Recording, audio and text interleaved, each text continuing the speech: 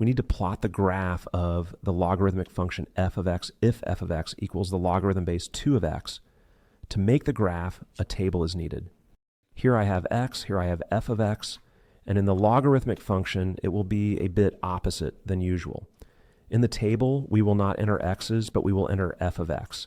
And these f of x's, we will enter as we usually entered x's. So 0 should be here. And let's take 3 numbers to the right, 3 numbers to the left, 3 positive, 3 negative. To fill in this table, our function f of x equals the log base 2 of x can also be written in this way, where we have y here. Y equals the log base 2 of x. Actually, it will be much more practical to write this function in reverse order, such that the log base 2 of x equals y. It's the same, but I reverse the order here because it will be more convenient for my calculations.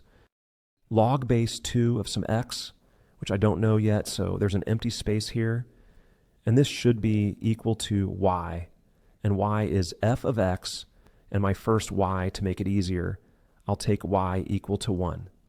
And now I have to figure out what will be in this square. And in this square, it will be like this. Logarithms work in such a way that this 2 raised to this power of 1 gives me this result, which is 2 to the power of 1 we calculate. And we get the result 2. And that means this 2 is here, in this place. In this square, we have 2, and this is our x. Here was x, so I write x above the 1. And now let's take that y equals 2. So it will be like this, log with base 2 of some x, which I don't know yet. And I want to get the result 2 from this. So I want to get y equal to 2. Then it will be such that this 2 raised to this power should give me the number that I will write here in the square. This 2 raised to this power, which is to the second power, gives the result 4. That means there is a 4 here, and this is my x. In this place, I have x, which means here is 4.